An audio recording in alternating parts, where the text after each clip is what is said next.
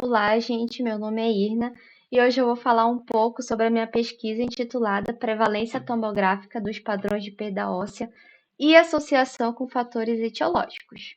Bem, de início, para eu conseguir entrar na parte dos padrões de perda óssea, eu preciso explicar como que funciona o conceito de epicentro dos processos inflamatórios.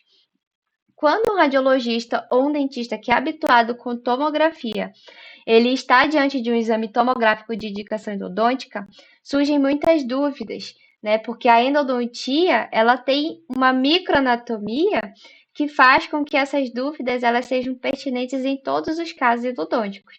Então, anatomia complexa, presença de perfurações, iatrogenias, ramificações apicais, essa microanatomia faz com que o sistema de canal radicular analisado na tomografia ela seja um pouco mais difícil. Para facilitar o entendimento tomográfico nessa área e para guiar o diagnóstico, a gente segue um conceito de epicentro dos processos inflamatórios, em que o processo inflamatório ele cresce de forma equidistante ao epicentro, que é a minha agressão. Então, aqui, olha, seguindo esse exemplo, né, de uma picada de mosquito, né, na pele do ser humano, o que eu tenho aqui? Aqui eu tenho a minha agressão e o meu processo inflamatório crescendo equidistante ao meu ponto de agressão. Da mesma forma, também, eu posso aplicar aos meus dentes, né, a minha lesão periapical. Então, aqui eu tenho, né, uma lesão e que se eu traçar uma seta, eu consigo, por meio desse padrão de perda óssea, localizar qual é o meu fator etiológico que está causando essa perda óssea. Então, o padrão biológico da resposta para essa padrão biológico da resposta inflamatória faz com que me guie para conseguir entender quais são os fatores etiológicos, qual é a causa que está levando aquela perda óssea daquela minha raiz ou daquele meu sistema de canal, né? Então, é isso que guia todos os padrões que eu vou explicar daqui em diante. Então, o objetivo da pesquisa foi estabelecer a prevalência desses padrões de perda óssea e associar com os fatores etiológicos, seguindo um guia checklist que foi proposto, né, pela LOD UEPG, que foi proposto nesse estudo. Então, de início, foi analisado 112 tomografias de pacientes com idade mínima de 18 anos. Todos os exames são de indicação endodôntica e os exames eles foram coletados no período de 12 meses. O que foi considerado lesão periapical? De acordo com o autor Estrela e colaboradores, né, lesão periapical nada mais é do que considerado um aumento do espaço do ligamento periodontal maior que 0,5 milímetros. Então, normal de 0 a 0,5 não foi enquadrado no estudo. Todas as raízes foram analisadas. Então, raízes que tinham aumento perirradicular acima de 0,5 entraram para a análise do estudo. E aqui tem, né, todos os padrões, né, demonstrados. Então, aqui padrão 1, o desenho esquemático e o desenho tomográfico. Padrão 1 é a perda óssea que é circular e localizada no ápice da raiz.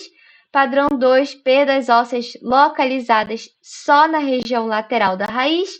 Padrão 3 é perda óssea periapical deslocado, então é uma perda óssea que se desloca para uma das faces da raiz. Padrão 4 é perda óssea em J. Padrão 5, perdas ósseas localizadas na furca. E padrão 6, perdas ósseas angulares triangulares.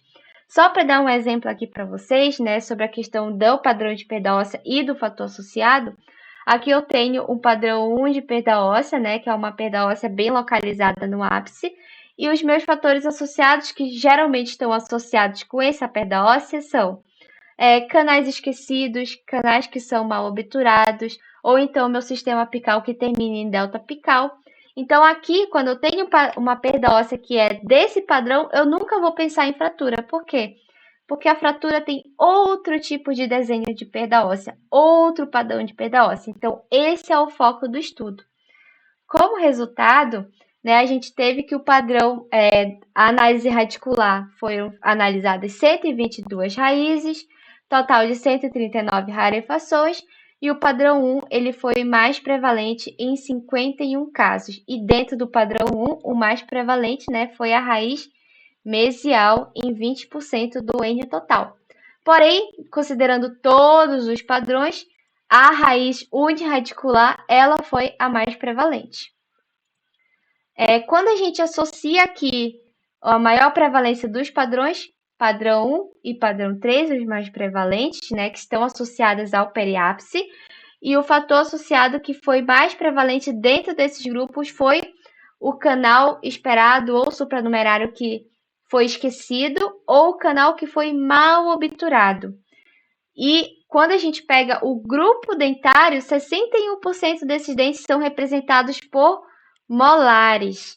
E dentro dos canais esquecidos, 70% são representados pelo MV2, o temido MV2, que é esquecido pelos endodontistas.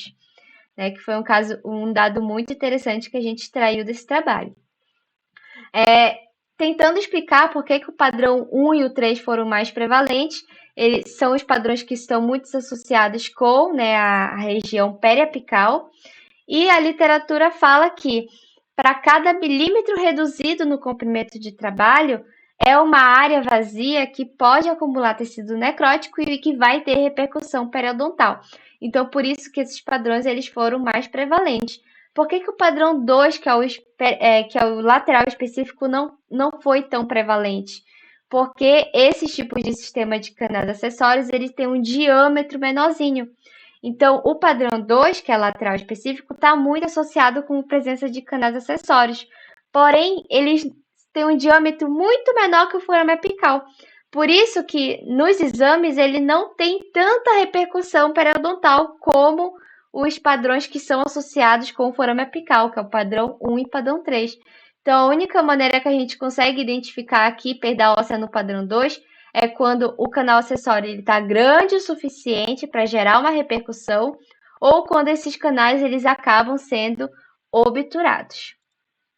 Outro dado interessante é que quando a gente analisa o padrão 4, o fator associado de fratura e perfuração, eles são muito significativos no quesito que dentro do geral, a fratura e a perfuração elas não foram muito prevalentes.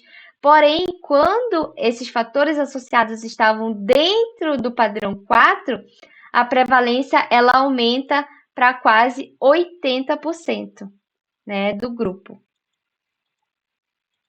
Opa, deixa eu passar aqui. Então, olha, a prevalência aumenta para 75% desse grupo, né? E além disso, o tamanho também dessas rarefações ela é bem maior. Então, se eu pego um padrão 1, eu tenho uma rarefação de um tamanho que eu meço lá, a lesão X. Quando essa rarefação está associada com a fratura e com a perfuração, esse tamanho de rarefação dobra. E isso é explicado justamente pela extensão do fator etiológico. Então, lá o que eu falei no início, né? Se a minha fratura ela é uma linha extensa, eu vou gerar uma repercussão de acordo com o tamanho dessa linha de fratura. Então, acaba que a repercussão periodontal ele tem um tamanho muito maior comparado com os outros tipos de padrão.